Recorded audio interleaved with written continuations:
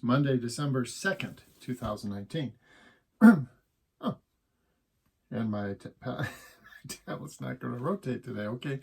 And this is the Pro and Con Show. And I'm your host, Michael James Ott. So welcome to the show. Don't know what's going on there, but okay.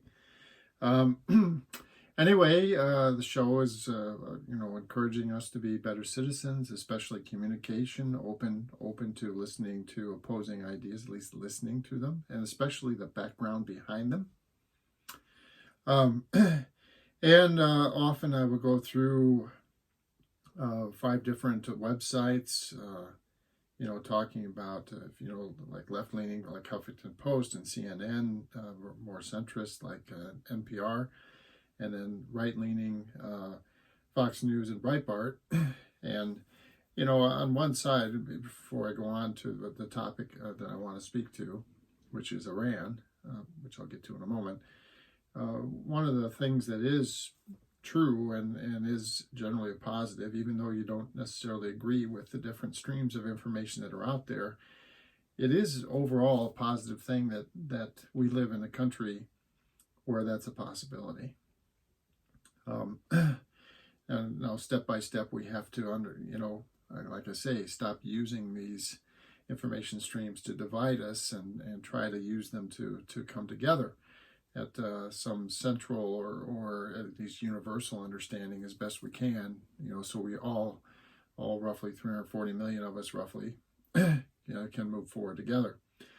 But what I want to speak to right now is Iran. And so I saw a news report that there's rioting and violence in Iran right now.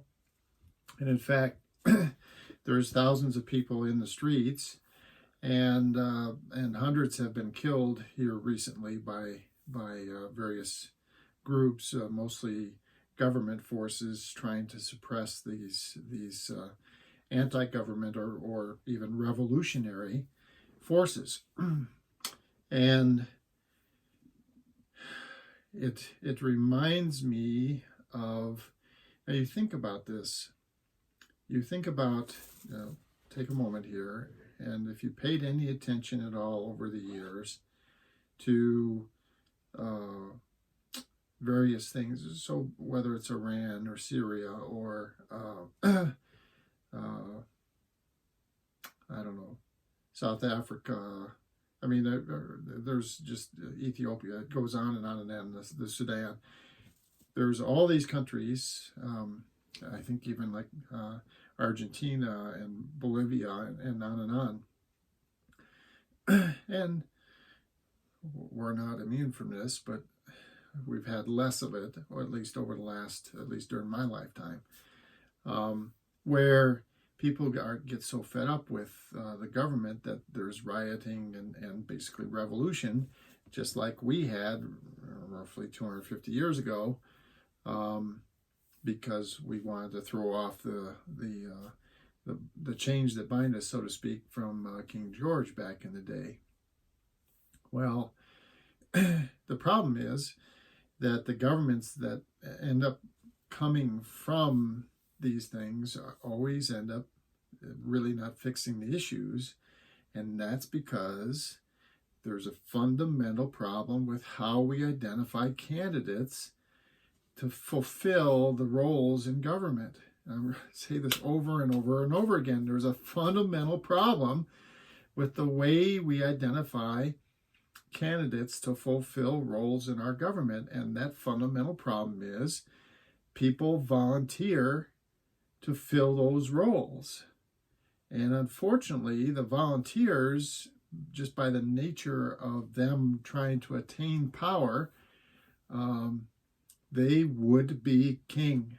Okay, there's part of their personality is they would be king. Let me say that again. It's inherent in their personalities that they would be king.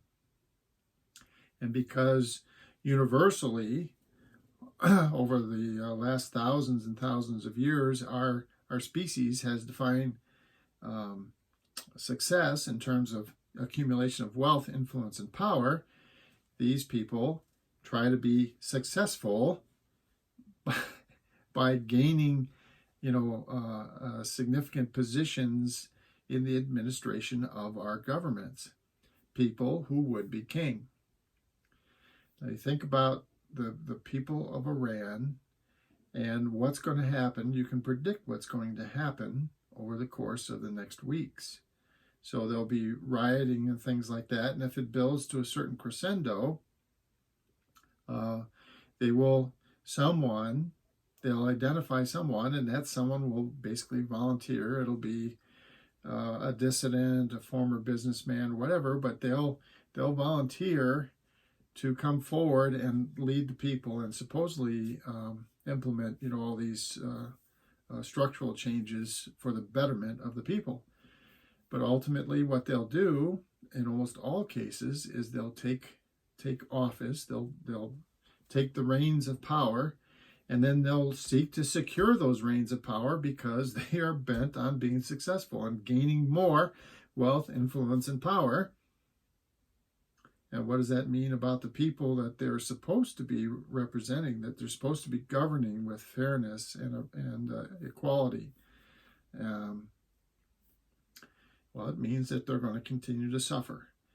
So I've said over and over and over again, we need to take the next step in what, this idea of democratic governance. And that next step is not to identify candidates by having them come forward, wealthy individuals, individuals seeking power, whatever, they come forward and try to gain our favor, to gain the reins of power. So, and then what do? As soon as they get them, they try to keep them. They try to secure those reins of power. We need to flip this whole thing. And again, the jury duty pool concept, you think about jury duty, and there are people just randomly chosen, and it's a pool of candidates. Okay, and yes, there's lots of those candidates in the pool that are not appropriate to serve on a jury, and they don't. And just like the same way, there'd be plenty of candidates for these offices in our government that would be wrong, randomly selected, they would be inappropriate, but we would filter them out in much the same way, at least in a parallel way, to the way appropriate jurists are selected for a jury pool and for the ultimate jury in a trial.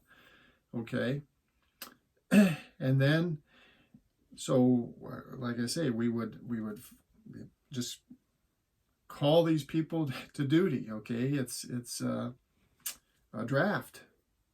Okay, you draft a pool of people, and you say, okay, you have to submit this information. You have to, do these standardized things. I don't know what would say standardized tests, make standardized appearances before crowds, answer questions, spontaneous questions, or whatever the case might be. But you were selected randomly to begin with, and then based on the information that you would provide, the rest of us would say, yeah, these people don't prefer them, these other people prefer them more. So we'd end up identifying the candidates that we want to actually serve us, and they would be mandated to serve us unless there is some legitimate excuse, just like jury duty. If they have illness or whatever, they can't serve.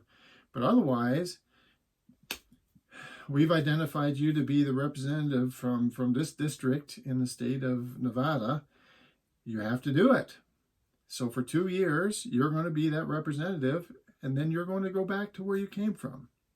And just like jury duty, the government, it would be a mandated thing that your former employers or whatever would have to make allowances so that when you came back, you would basically come back to what you did before. So no re-elections,